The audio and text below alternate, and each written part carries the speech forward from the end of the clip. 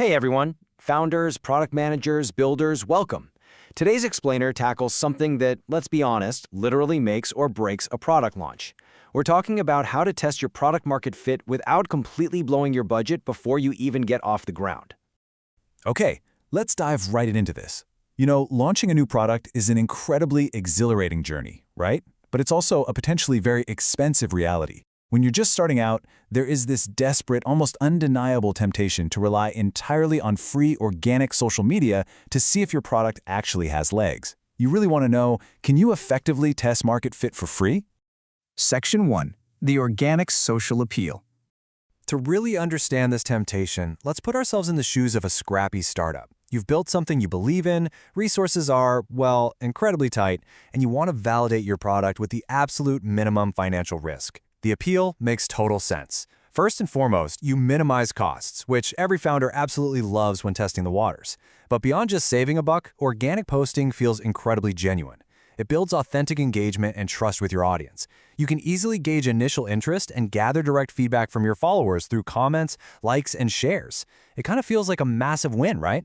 Well, hold that thought. Section 2. The Limits of Organic Testing. Because it's time for a healthy dose of reality when it comes to relying purely on what's free.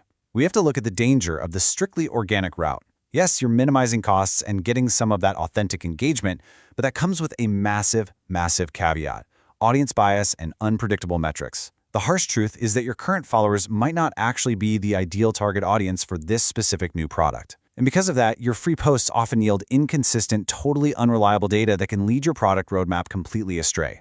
Plus, there are these hidden delays you have to factor in. Waiting on organic social media algorithms basically restricts your reach to a tiny, tiny percentage of your overall audience. Building traction organically, it is incredibly time-intensive. So the really crucial point here is, while you're waiting weeks or even months for the algorithm to hopefully show your product to people, you are dangerously delaying critical business decisions. You simply cannot afford to wait that long to know if your product is a hit or a miss. Section 3. The Organic and Paid Blend. But hey, don't worry, we aren't saying you have to spend an absolute fortune here either. You do not need a Super Bowl ad budget. Let's swing the pendulum right to the middle. This brings us to digital strategist Siddharth Jay's ultimate market testing sweet spot. The core of this balanced approach is blending your organic content efforts with a targeted, calculated investment in paid campaigns. This is how you achieve reliable, rapid market validation. To truly test if your product has legs, you've got to pair that free, organic hustle with a small, highly strategic investment in paid ads. It's not one or the other. It's the powerful combination of the two. And these two strategies perfectly complement each other. Think of it like this: your organic strategy is what builds your brand's credibility and nurtures deep engagement. It acts like the deep roots for your business, showing you a real, active, trustworthy company. Then, your paid campaigns act as a megaphone.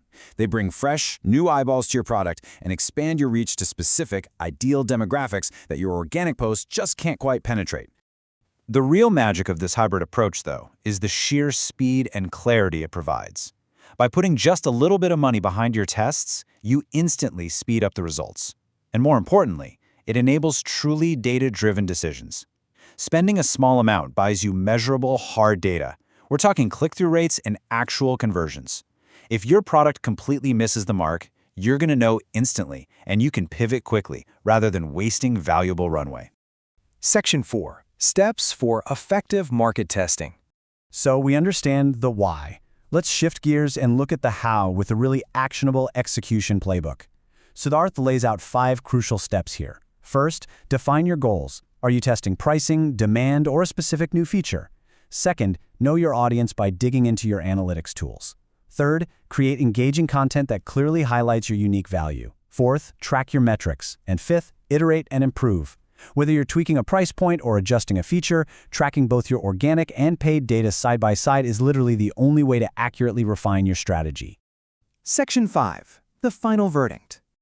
All right, let's bring this explainer home by looking at some real-world reactions. Because theory is great, but the field is where it actually matters. Digital strategist Sirashini Govender weighed in on this exact framework, noting, yes, we can use organic social media, but to ensure reach and the correct target markets are reached, we have to invest in advertising. And that just perfectly validates the core thesis. Organic alone simply cannot guarantee you're hitting the actual market you need to test. You really need that paid component to ensure accuracy. And the community is incredibly eager to put this into practice. Chirag Gupta responded to this asking, "Do you have any examples of when this mix led to unexpected learnings or success? Would love to hear more about it." This highlights such a fantastic mindset. People aren't just looking for basic validation, they're eager to apply this hybrid method to uncover their own unexpected product learnings. Because, let's face it, exposing your blind spots early is basically the ultimate superpower for any product manager. Ultimately, testing is about listening, learning, and adapting. That is the core philosophy right there. Your product launch isn't just a simple pass or fail test. It's this invaluable opportunity to gather informed insights, balance your authenticity with hard data, and adapt creatively long before you try to scale. Which leaves us with one incredibly important question from the author to challenge your own launch strategy. Are you just testing to see if your product sells, or are you testing to understand why? I want you to really think about that as you plan your next move and build your campaigns. Thank you so much for joining me for this explainer, and I hope this gives you the exact framework you need for your next big launch.